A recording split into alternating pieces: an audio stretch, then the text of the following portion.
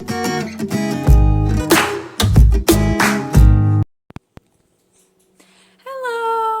it's Kayla again, and welcome to vlog number 2.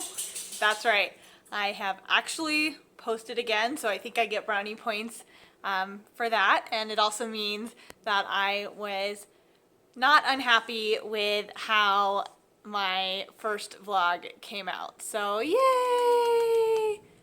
Also, we have a friend today, and kind of going to be the star of this particular vlog, and this is Ollie. He looks absolutely thrilled to be here. Not really, he looks like he just was napping on my lap, and he's wondering why I just turned on a ring light on him. But, you know, he'll get used to it. It's okay. So I just wanted to follow up and do another vlog. Actually, I'm going to adjust. Let's see if I can adjust this camera some, because this is all still a learning process here, and I look like I'm just like sort of falling forward. But anyway, so first things first on this vlog, I wanted to follow up with an update on the flooding of my house. So if you remember in the last video, my get ready video, I talked about how we had the issue with our sprinkler system outside, and it ended up saturating the ground, flooding into our basement, and just wreaking total havoc. And then we were given a huge scare that insurance would not be covering it, because of course, if you are new to adulting or having your own house, you may not have learned yet, but you have to have insurance for every little thing. So for instance, I've got, my general flood insurance, which would cover like a natural disaster. I've got sewer insurance that would cover a backup for sewer. And I've got some other general types of insurance, none of which we're going to cover this particular instance. So anyway, we had the plumber out, and fingers crossed, we got some pretty good news. It turns out our sump pump actually failed. I guess it wasn't installed properly or something, and so water got into the motor, fried it, and it wasn't working. So very likely contributed to the amount of damage that happened in my basement. Why is that good news? Sounds kind of crazy, but because when we moved into our house, the prior owners had an issue with the sump pump at one point, so I decided to make sure when we signed up for our insurance that we've got sump pump insurance on there. So fingers crossed, we've sent everything over to insurance, and we are so hoping that that means that we get part of that covered. So please, please, please, everybody, keep us in your thoughts, and all of you, like fingers, toes, eyes, everything crossed, because that would really, really help us out. I don't want to pay a huge bill, which is basically where we're at right now, if it is not covered. So as you can tell, I'm probably a lot happier than I was the last time that we spoke. Not having $20,000 looming over your head will do that for you. But anyway, so on to the point of today's vlog. I wanted to talk a little bit about, well, oh, come on, Ollie! He just fell back asleep again. He's like, Mommy, why do you keep picking me up? But I figured that I have mentioned him multiple times in my last 2 videos, largely because my puppies keep walking in. And while I'm here, I can get him because he's pocket size. Not really. Oh, dear God. He's a very heavy pocket. But this is my little baby beagle, Ollie. He's about a year old and is, oh my God, it's so cute. And he's about a year old, and he is our newest addition to the family. He is a beagle rescue out of Arkansas. So as soon as we moved into our house here in Colorado, one of the big things that was a draw for us was the ability to get a dog. So we've always had cats. We've actually had 3 different cats, and maybe one day I'll introduce them. They're not super social, and talk a little bit about them. And then when we moved here, we went to a rescue called Dumb Friends League, and we got Juliet, who is a Basset Lab mix. And then we had her for about a year, and then We really wanted to get her a friend because she's very like sociable. She loves going to the dog parks. And we decided, okay, we're going to pull the trigger. We're going to get a dog. We applied to a bunch of places and then COVID hit. I swear. Every single video, COVID, COVID, COVID. Basically been the looming figure in all of our lives, I guess, for the last year and a half. So anyway, COVID hit. We couldn't get a dog right away because it seems everybody else also wanted a dog. So after probably 6-8 months of trying to get a dog by applying to every rescue we could find, we finally got lucky and we got the call of, do we want Ollie? Well, his name was Holland at that point. And if so, could we be at the airport to pick him up in 2 days? So what I wanted to do today was introduce you to Ollie and tell you a little bit about the story of how we got him, in case you're wondering about adopting a beagle or any other type of dog, because we learned a lot through this process that we didn't know about. So we previously had always gone to a rescue and you just pick the dog up there, like you do your whole interview. If you have pets, you bring them, you introduce them, all that jazz. But because of COVID, we didn't go through a traditional, I know baby, you're so sleepy. We didn't go through a traditional rescue. We went through a specialized beagle rescue here in Colorado. And what they do is they actually work with partners in other states over on the East Coast, where there's a lot of beagles. So people get beagles. If you don't know, if you've not grown up out there, people get a lot of beagles for hunting dogs. And then unfortunately at the end of the season, there's a lot of people who don't see them as being pets. They're purely work dogs and they will choose to just let them loose when they're done with them. And so there's a lot in a lot of like more rural areas out east, down in the south, which is where I grew up. There's a lot of free roaming beagles, unfortunately, who've been turned away either because the person who used them as a hunting dog didn't want to continue to take care of them on the off season, or they were considered to not be a very good hunting dog.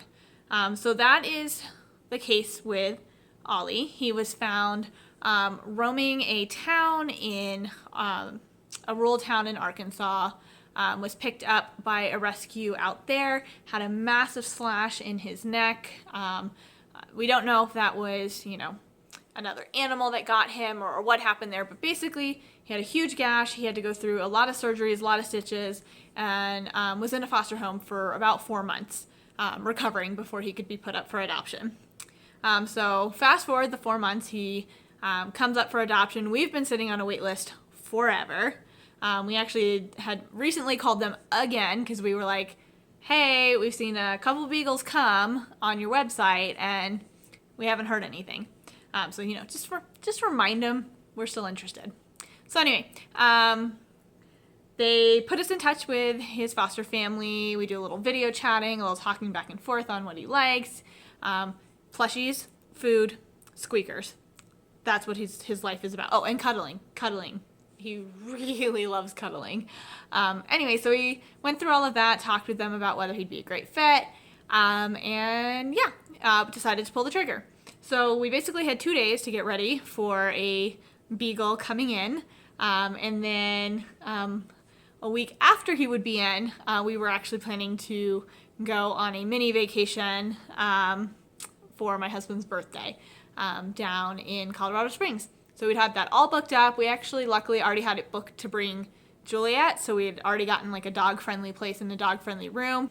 So we go out to this airport in the middle of nowhere because they actually fly your dogs in. So they had a plane.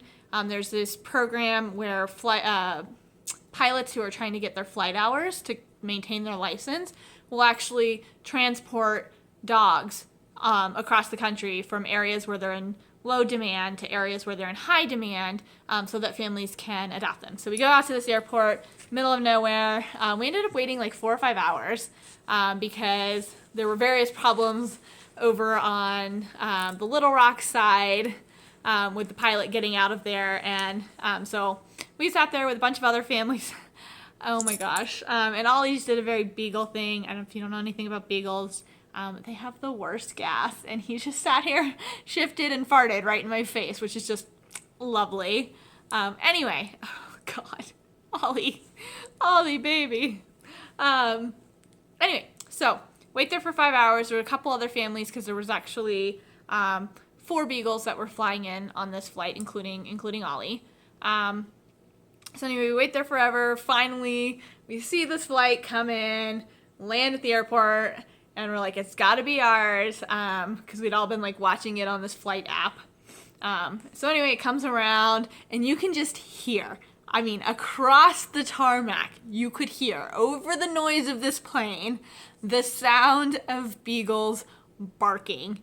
If you've never had a beagle, they bay, and they are very, very loud. It's kind of how they talk to each other when they're actually hunting. So we can just hear it even before this plane gets off, and we all just like start laughing. So anyway, plane goes off. Obviously, it becomes even louder, and we all kind of walk out to this plane out there because we're all excited to see our puppies. They were supposed to be there a couple hours ahead of time. At that point, it's getting dark. We're just anxious. So we get out there, and they start bringing these dogs off one by one. And so the first 3 dogs come off. All the dogs are about a year old, mind you. So the first 3 come off. They're very cute, very slender, epitome of what you would think a beagle looks like. And then we got Ollie.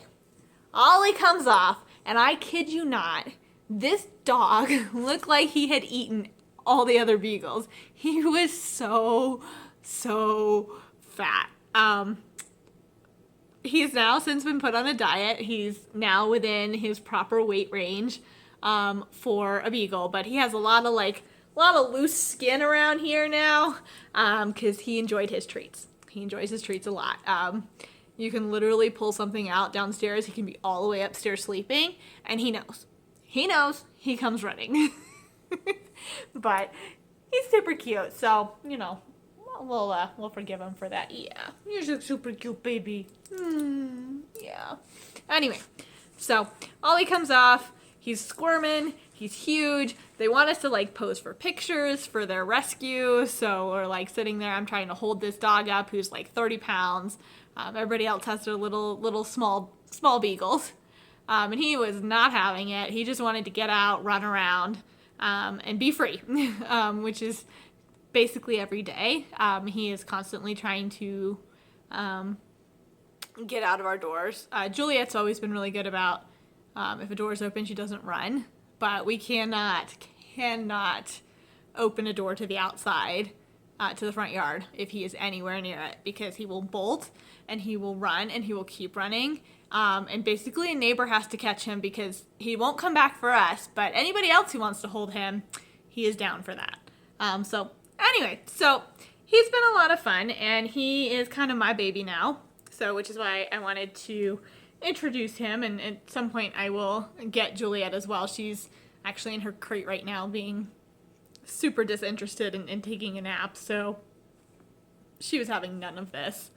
But anyway, so I just wanted to introduce him and also give a little bit of give a little bit of an update on where we're at with our water situation. Hopefully we will have some better news shortly. And anyway, so yeah, that was the vlog for today. I hope you enjoyed meeting Ollie as much as we have enjoyed welcoming him into our family. And yeah, I will hopefully see you next time. Let me know in the comments down below if there are any particular blogs that you would like to see, anything that you'd like to hear about life here in Colorado, about the rest of my furry friends here, or really anything. Oh.